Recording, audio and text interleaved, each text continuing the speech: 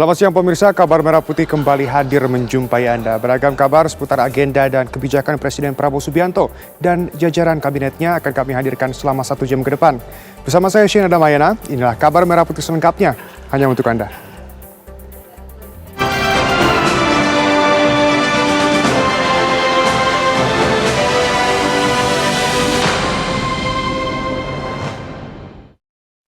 Presiden Prabowo Subianto melakukan pertemuan bilateral dengan Presiden Rusia Vladimir Putin di Istana Konstantinovsky, Saint Petersburg, Rusia. Dalam pertemuan tersebut, Presiden Rusia Vladimir Putin menegaskan Indonesia merupakan mitra kunci Rusia di Asia Pasifik.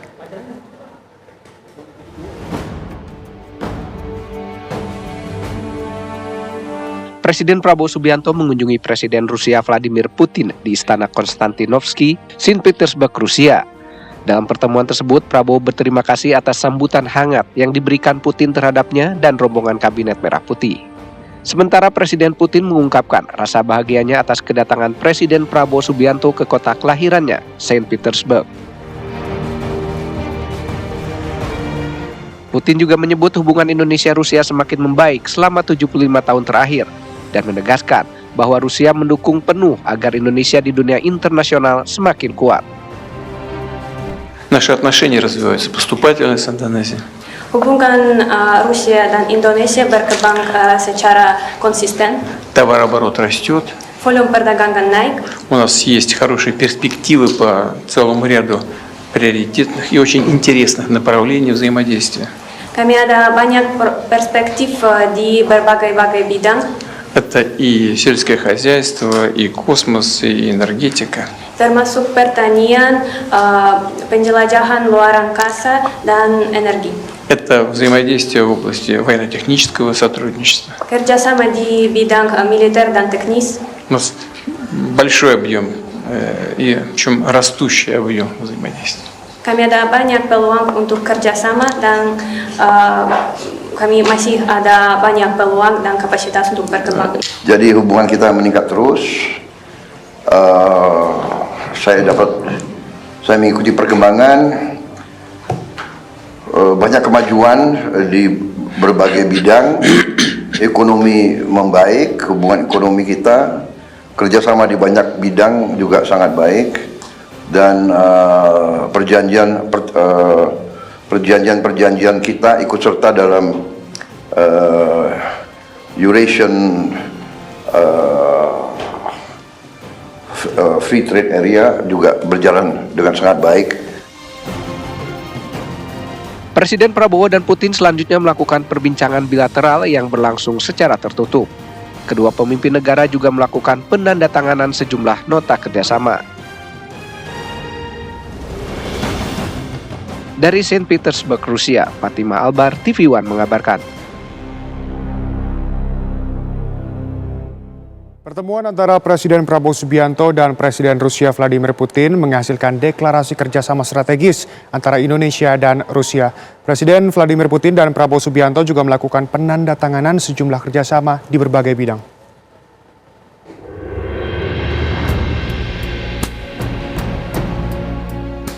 Sejumlah kerjasama ditandatangani saat Presiden Prabowo Subianto dan Presiden Vladimir Putin menggelar pertemuan bilateral di Saint Petersburg, Rusia. Penandatanganan kerjasama ini bertepatan dengan peringatan 75 tahun hubungan diplomatik antara Rusia dan Indonesia. Pertemuan tersebut juga menghasilkan deklarasi kerjasama strategis antara Indonesia dan Rusia. Di bidang energi, Rusia menyatakan siap meningkatkan pasokan energi ke Indonesia. Sedangkan dari segi hubungan antar warga, kerjasama budaya dan pendidikan juga diperkuat.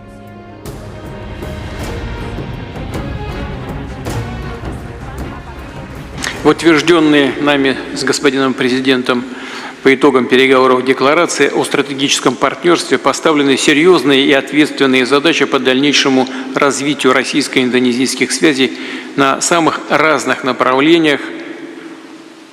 Dalam deklarasi yang kami mengadopsi hari ini, kita mencatat tujuan serius dan bertanggung jawab di bidang berbagai-bagai. И прежде всего в торговле и экономике. Khususnya dalam di bidang perdagangan.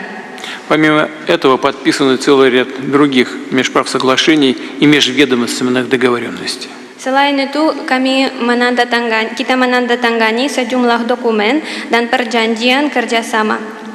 Подчеркну, что Индонезия является одним из наших ведущих южноазиатских внешнеторговых партнеров. Saya ingin menekankan bahwa Indonesia ialah salah satu mitra perdagang Rusia yang utama di kawasan Asia Tenggara. Di bidang internasional, sebagaimana tadi disampaikan Presiden Putin, Indonesia dan Rusia memiliki banyak sekali pandangan yang sama. По многим вопросам международной повестки, как уже отметил уважаемый господин президент, Индонезия и Россия придерживаются схожих взглядов. Kami menghormati kedaulatan setiap negara. Kami ingin menyelesaikan semua masalah dengan damai, dan kami selalu ingin mengutamakan kolaborasi daripada konflik. Мы поддерживаем суверенитет каждого государства, всегда выступаем за мирное урегулирование проблем и стоим за решение вопросов путем сотрудничества, а не через конфликты. Saya berharap bahwa kunjungan ini akan membawa kemajuan yang sangat signifikan bagi hubungan antara kedua negara, dan saya ucapkan terima kasih. Saya diundang besok di St. Petersburg International Economic Forum bersama Yang Mulia Presiden Putin. Tak hanya di bidang energi dan pendidikan, kerjasama di bidang transportasi penerbangan juga dilakukan, yaitu dengan dibukanya penerbangan langsung Rusia-Indonesia. Dari St. Petersburg, Rusia, Fatimah Albar, TV One mengabarkan.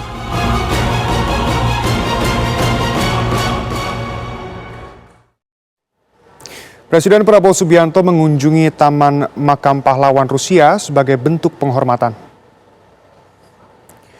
Presiden Prabowo meletakkan karangan bunga untuk mengenang tragedi pengepungan Leningrad di Taman Makam Memorial Piskarovskoye, St. Petersburg, Rusia, Kamis pagi waktu setempat. Kegiatan ini merupakan agenda pertama Prabowo pada hari kedua lawatan ke luar negeri di St. Petersburg, Rusia. Proses peletakan bunga di Taman Makam Memorial oleh Prabowo dibantu 3 prajurit yang berjalan di depan Presiden. Usai proses karangan bunga, Kepala Negara melanjutkan perjalanan untuk kunjungan resmi di Istana Kongres Nasional Konstantin untuk bertemu dengan Presiden Rusia Vladimir Putin.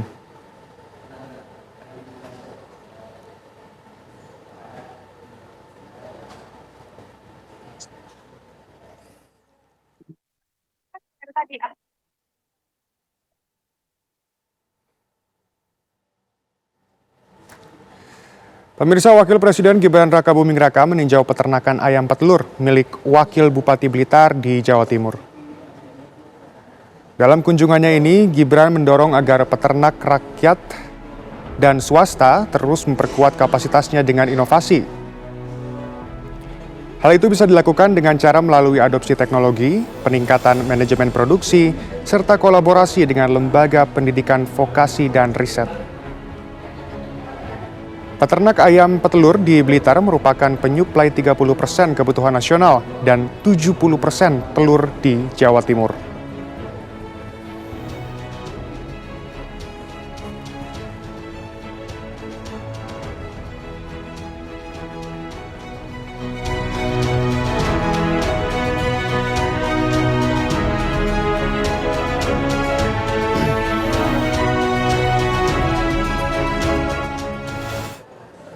Pemirsa, pemerintah Indonesia sedang mempersiapkan evakuasi warga negara Indonesia yang saat ini sedang berada di Iran dan Israel. Direktur Perlindungan WNI Kementerian Luar Negeri Juda Nugraha mengatakan status perlindungan WNI di Iran telah dinaikkan menjadi siaga 1. KBRI Teheran menurut Juda telah melakukan rapat secara virtual dengan para WNI untuk menyampaikan langkah-langkah evakuasi yang tengah disiapkan. Dari data Kemenlu, ada 386 WNI di Iran dan 194 WNI di Israel. Judah mengungkapkan negara wajib melakukan langkah evakuasi WNI dari wilayah berbahaya. Namun pemerintah tidak memaksakan mereka untuk ikut evakuasi jika mereka menolak.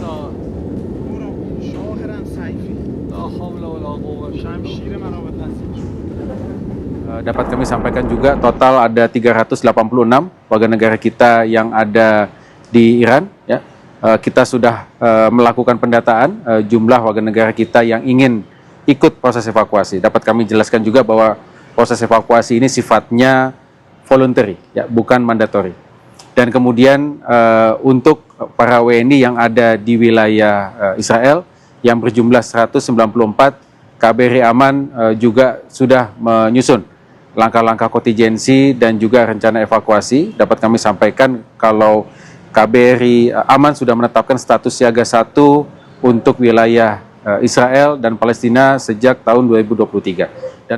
Dan pemirsa, kita langsung menuju ke Saint Petersburg. Apa sajakah agenda Presiden Prabowo Subianto di Rusia hari ini? Kita terhubung dengan jurnalis TV One, Fatimah Albar. Fatimah, apa agenda Prabowo Subianto hari ini? Ya, Shena dan juga pemirsa, setelah kemarin Presiden Prabowo Subianto melakukan pertemuan khusus dengan Presiden Rusia Vladimir Putin, untuk di hari kedua kunjungan Presiden Prabowo Subianto di Rusia, Presiden Prabowo Subianto akan menjadi pembicara utama di Saint Petersburg International Economic Forum. Ini menarik, Shena, karena memang kami tadi mengiranya bahwa Presiden Prabowo Subianto akan menjadi pembicara utama dalam kondisi duduk di tempat itu sendiri, di stage sendiri. Ternyata nantinya Presiden Prabowo Subianto akan duduk bersamaan dengan Presiden Rusia Vladimir Putin, kemudian juga ada perwakilan dari Emir Bahrain, kemudian juga ada Afrika Selatan dan Cina. Namun perlu digarisbawahi, Presiden Prabowo Subianto untuk Saint Petersburg International Economic Forum menjadi pembicara utama. Nanti skemanya, Shena, Vladimir Putin selaku Presiden Rusia akan menyampaikan gagasannya ataupun ungkapan-ungkapannya mengenai ekonomi, mengingat ini merupakan forum ekonomi internasional. Nanti Vladimir Putin selaku Presiden Rusia akan menyampaikan, Presiden Prabowo selaku pembicara utama dipersilahkan untuk menyampaikan gagasan-gagasannya. Bayangkan, Shena, nantinya Presiden Prabowo Subianto akan dilihat gagasan di seluruh dunia mengenai ekonomi saat ini. Untuk itu kita akan nantikan seperti apa dan apa saja poin-poin yang akan disampaikan oleh Presiden Putin, Presiden Rusia, dan juga Presiden Prabowo Subianto secara bersamaan dalam satu panggung di Saint Petersburg International Economic Forum. Kita akan nantikan, Shena, sekiranya nanti Presiden Prabowo Subianto akan mulai berbicara sekitar pukul 2 siang waktu Rusia, atau sekitar pukul 6 atau sekitar pukul 7 malam waktu Indonesia bagian Barat di Indonesia. Sementara itu, Shena, kembali ke studio. Laporan lengkap jurnalis TV One Fatimah Albar, terima kasih. Selamat kembali bertugas.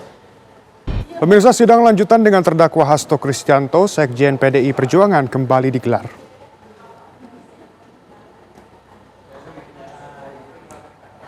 Dalam sidang kali ini, tim penasehat hukum menghadirkan 1 orang saksi dan 2 orang ahli yang memberikan keterangan untuk meringankan posisi terdakwa. Adapun saksi yang dihadirkan adalah pengamat politik dan rekan kuliah Hasto Kristianto, Cecep Hidayat.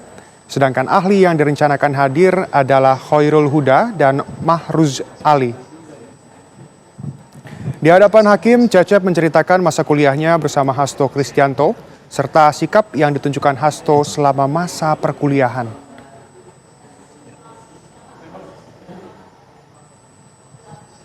Saya kenal yang mulia.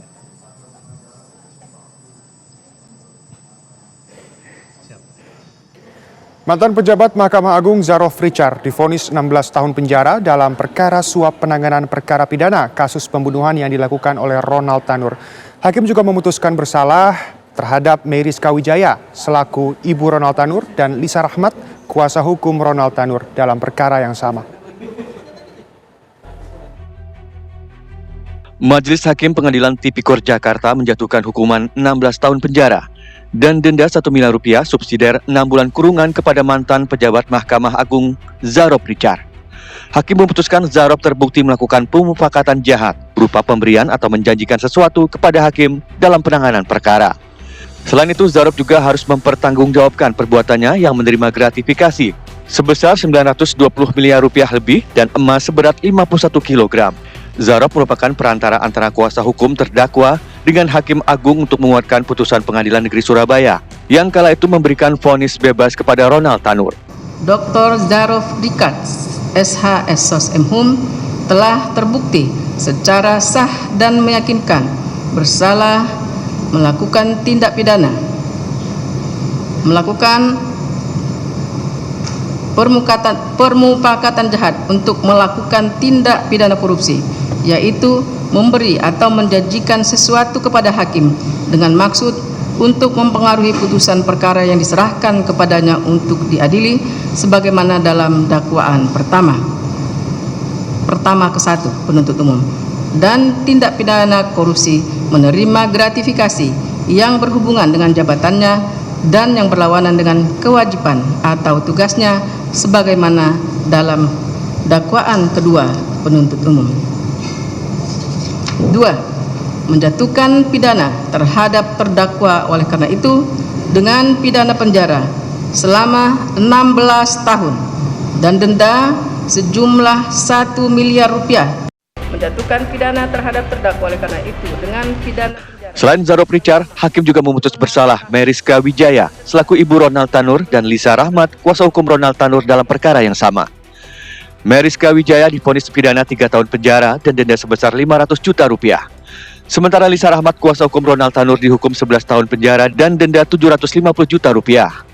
Peran Zarop Richard sebagai maklar perkara jadi sorotan lantaran ditangkap dalam kasus suap perkara kasasi kasus Ronald Tanur yang menganiaya kekasihnya hingga tewas. Dari hasil pengembangan penyidik, Zarop Richard terbiasa bermain perkara di Mahkamah Agung dari tahun 2012 sampai 2022. Tim TV One mengabarkan.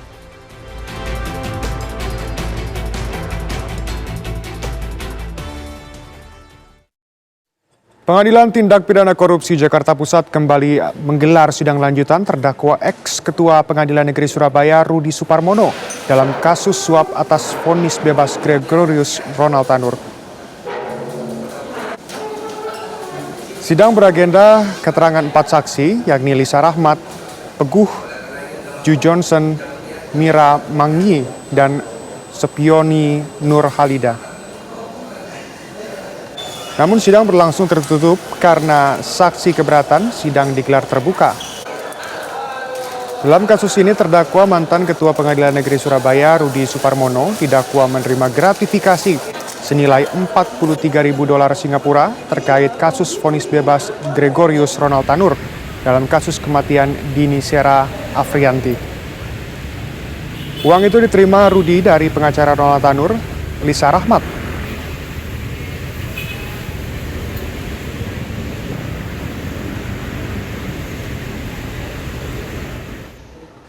Pemirsa, Menko PMK Pratikno bersama Kepala BNPB Letjen TNI Suharyanto dan 2 Wakil Menteri Pekerja Umum serta Wamen Sosial meninjau lokasi bencana pergerakan tanah di Purwakarta, Jawa Barat. Setibanya di Balai Desa Pasir Munjul, Kecamatan Sukatani, Purwakarta, Jawa Barat, rombongan langsung meninjau ke lokasi pergerakan tanah dengan menaiki motor. Setelah itu rombongan menuju lokasi pengungsian untuk memberi bantuan sembako dan kebutuhan dasar pengungsi lainnya. Menurut Menko PMK Pratikno, kedatangan mereka ke lokasi bencana pergerakan tanah untuk memastikan kelancaran penanganan pasca bencana dan bantuan untuk para pengungsi warga terdampak.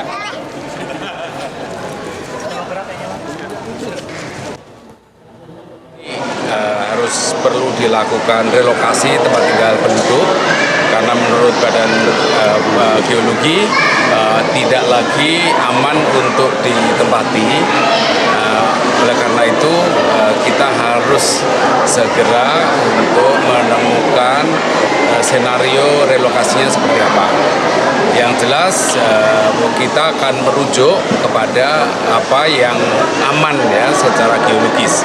Oleh karena ini nanti pusat geologi akan segera menentukan mana yang rawan, mana yang tidak rawan. Yang tidak rawan itulah yang akan dijadikan untuk tempat relokasi, baik itu relokasi mandiri maupun relokasi bersama.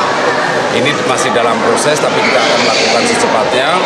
Tidak ada pembangunan huntara ya, tidak ada huntara, langsung nantinya menjadi hunian tetap. Pemerintah resmi memberlakukan pola kerja secara fleksibel, Flexible Working Arrangement (FWA) atau yang lebih dikenal dengan Work from Anywhere (WFH) untuk para aparatur sipil negara atau ASN.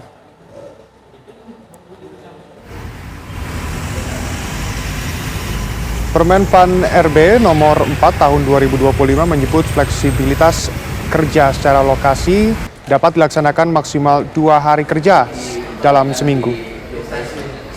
Sementara fleksibilitas waktu mengizinkan ASN menyesuaikan jam kerja dengan target kinerja termasuk dengan sistem shift atau kerja dinamis. Fleksibilitas kerja ditetapkan oleh pimpinan instansi dan diserahkan kepada masing-masing unit sesuai karakteristik tugas. Pengawasan penerapannya dilakukan berjenjang mulai dari pimpinan unit, inspektorat hingga BPK dan KPK. Asisten Deputi Perumusan Kebijakan Sistem Kelembagaan dan Tata Laksana Kementerian PAN RB menegaskan, FWA tidak boleh diartikan ASN bekerja semau sendiri, namun justru untuk mendorong kinerja yang lebih tinggi dan menjaga work-life balance.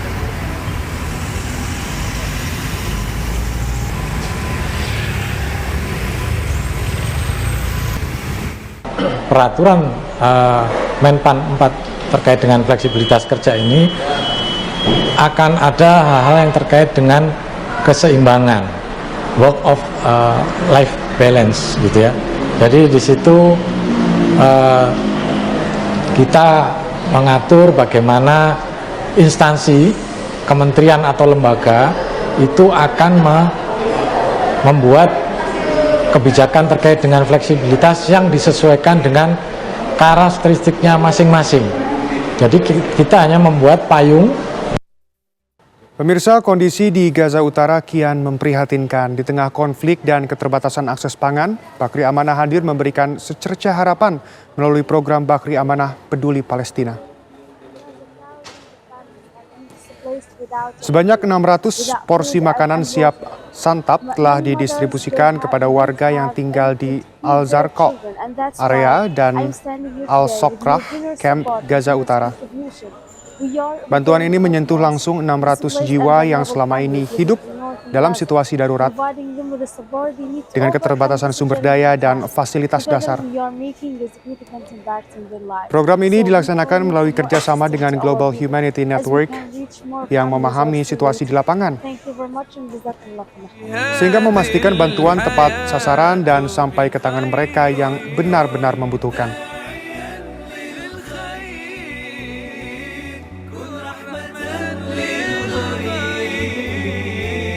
أنت الذي بوجوده هذه الحياة بخير كن داعيا للخير كن رحمة للغير أنت الذي بوجوده هذه الحياة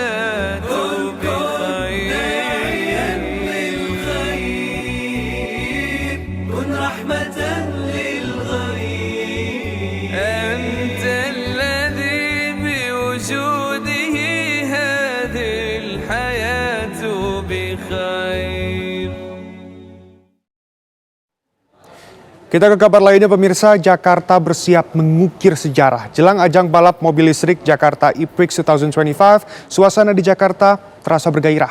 Para pebalap top merasakan kehangatan dalam acara ramah tamah yang dihadiri Wakil Gubernur Jakarta, Rano Karno.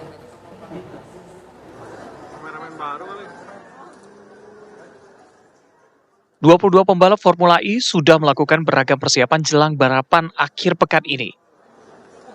Salah satu agenda yang mereka datangi adalah acara ramah tamah bersama Pemprov DKI. Dalam acara ini, seluruh pembalap terlihat mengenakan batik, pakaian khas Indonesia. Selain pakaian khas, para pemain dan tim Formula E juga diperkenalkan dengan budaya Indonesia melalui musik, sastra Nusantara, hingga kuliner. Lalu kami juga dengan sangat hangat bisa welcome seluruh 22 driver, dan ini mungkin total mereka 60 orang yang kesini untuk lebih menikmati makan Indonesia. Even kalau dilihat ini bunga-bunganya kita buatnya bunga tropis, bunga yang banyak kan lokal, menggunakan juga. Jadi sebenarnya lebih ke multiplayer efeknya aja sih Mbak gitu. Mudah-mudahan besok race-nya hari Sabtu bisa berjalan dengan bagus dan mudah-mudahan Formula E bisa continue Jakarta. Rangkaian acara balap mobil listrik ini akan dilaksanakan akhir pekan ini di Ancol, Jakarta Utara. Dari Jakarta, Nadila Saleh, Aliansyah, TV One mengabarkan.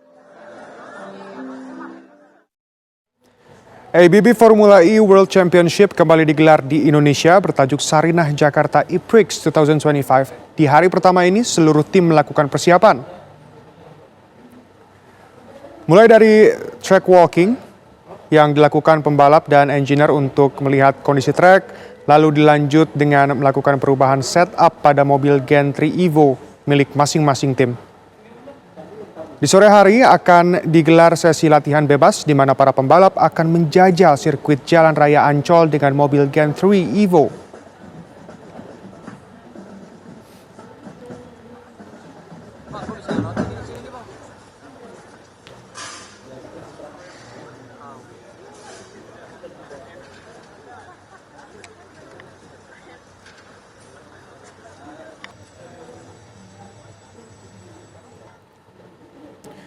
Untuk mengetahui persiapan terkini dari ajang balap Formula E Sabtu esok, kita terhubung dengan jurnalis TV One Zinadin Duhan. Duhan, apa yang menarik dari ajang Formula E Jakarta hari ini? Ya, Sena dan juga pemirsa, gelaran ABB Formula E World Championship 2025 pada hari ini memang sudah mulai memasuki race week. Hari pertama nanti pada sore hari akan digelar sesi free practice untuk seluruh tim.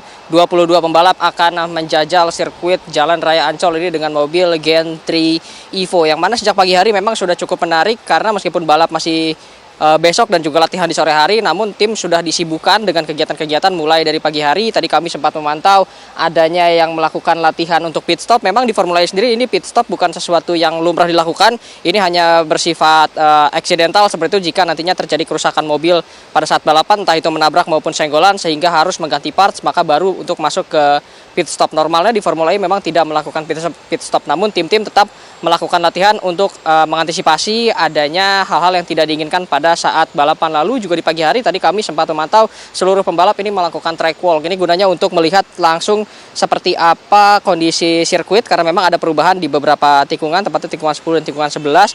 Lalu juga melihat bagaimana kondisi aspal dan juga bagaimana karakteristik dari sirkuit. Tadi kami sempat berbincang bersama beberapa pembalap, salah satunya Nick De Vries ini yang juga memiliki darah keturunan Indonesia dari sang ibu, yang menyebutkan bahwa karakter track dari sirkuit Jalan Raya Ancol ini memang cukup tricky.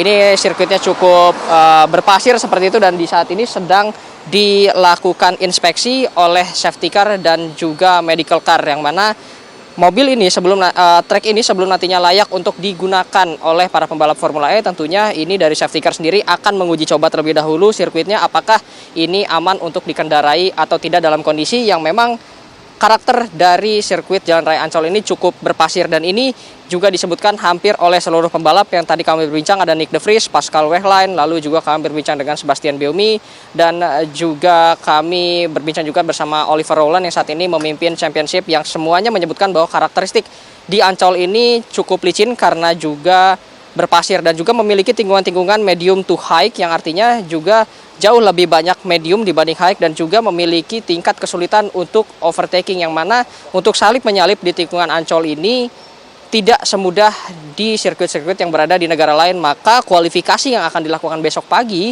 saya dan juga pemirsa, ini akan menjadi penentu. Oliver Rowles tadi menyebutkan kepada kami bahwa kualifikasi akan menjadi sesuatu yang sangat penting karena grid start ini bisa menentukan siapa yang akan menjadi juara. Jika bisa masuk ke dalam 8 besar, dirinya berpikir bahwa 8 besar ini dapat memperebutkan kemenangan, namun jika berada di bawah posisi 8 atau start dari posisi 9 hingga ke posisi 22 ini cukup sulit untuk meraih kemenangan di Ancol. Selain dari itu juga memang untuk dari para pembalap.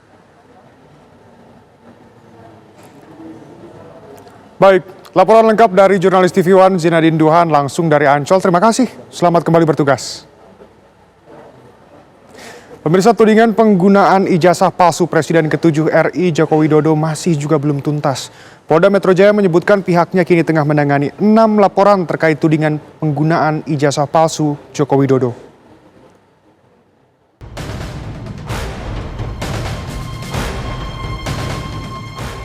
Tudingan ijazah palsu Presiden ke-7 Republik Indonesia Joko Widodo masih juga belum tuntas. Terbaru, Polda Metro Jaya menyebut pihaknya tengah menangani 6 laporan dari berbagai wilayah di bawah yurisdiksi Polda Metro Jaya. Ada 2 laporan di Polda dan 4 laporan di Polres, yaitu Polres Jakarta Selatan, Jakarta Pusat, Bekasi Kota, dan Depok. Polda Metro Jaya bahkan telah melakukan klarifikasi kepada sejumlah pihak yang berkepentingan sebagai bagian dari proses pengumpulan fakta dalam proses penyelidikan. Di bawah hasil laporan itu baru sepihak dari karena tidak dilakukan secara transparan. Nah, itu kita sudah tim TPUA itu sudah meminta permohonan ulang untuk dilakukan secara transparan. Artinya gitu. Nah, ini terlepas dari itu, nah mereka-mereka ini kan sebagai peneliti, sebagai pengamat, Rosuryo, Dr. Tipa, dan Simon itu menurut saya mereka adalah anak bangsa yang cerdas, ya, yang pintar. Wajar-wajar saja mereka. Apalagi Dr. Tipa, dia dulu pengagum Jokowi.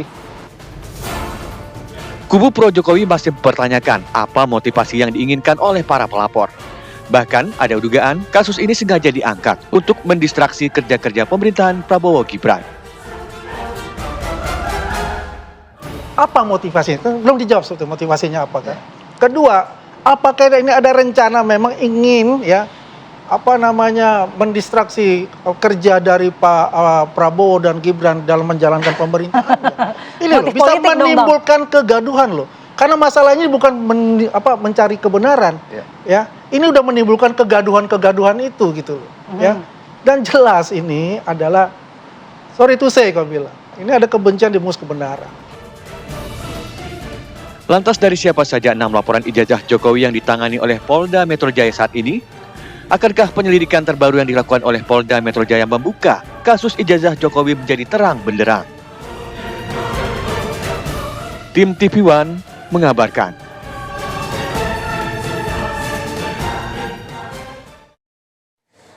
Kejaksaan Negeri Jakarta Utara mengeksekusi penyerahan uang pengganti pada Perum Bulog sebesar 4.150 juta rupiah. Uang tersebut merupakan bagian dari pelaksanaan putusan pengadilan tindak pidana korupsi pada Pengadilan Negeri Jakarta Pusat dengan 3 orang terpidana korupsi jual beli beras.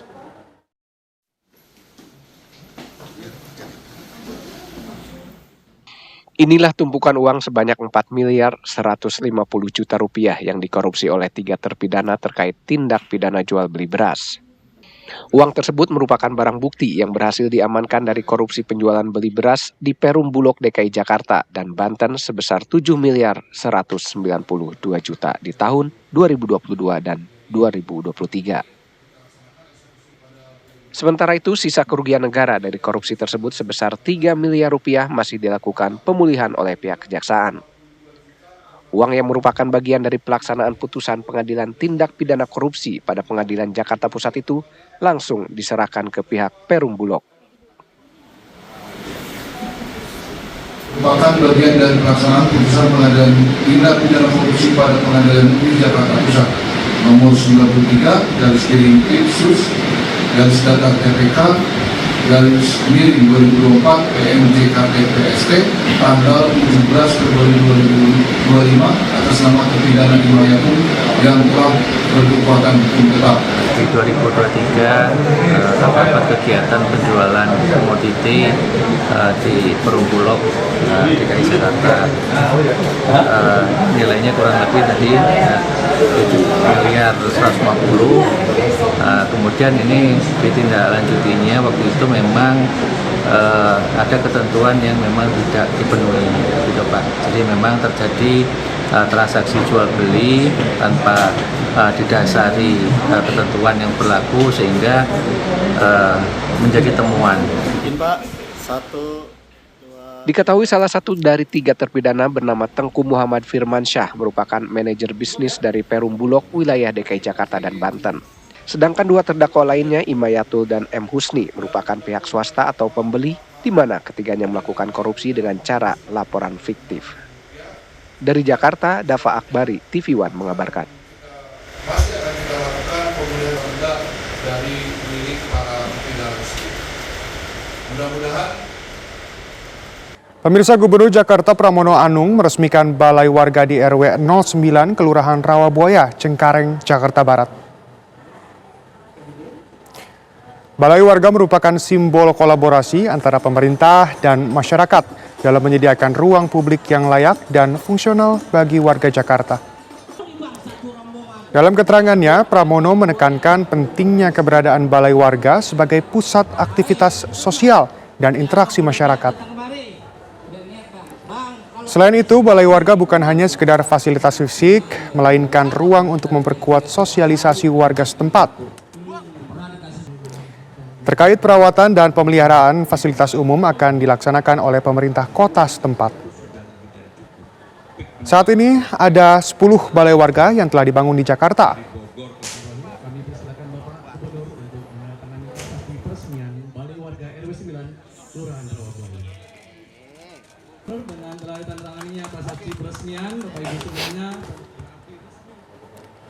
Dan pemirsa, kabar tersebut sekaligus menutup jumpa kita hari ini. Sesaat lagi Anda dapat menyaksikan program Berita Utama Kriminal. Saya Shena Damayana, mewakili seluruh kru yang bertugas mengucapkan terima kasih dan sampai jumpa.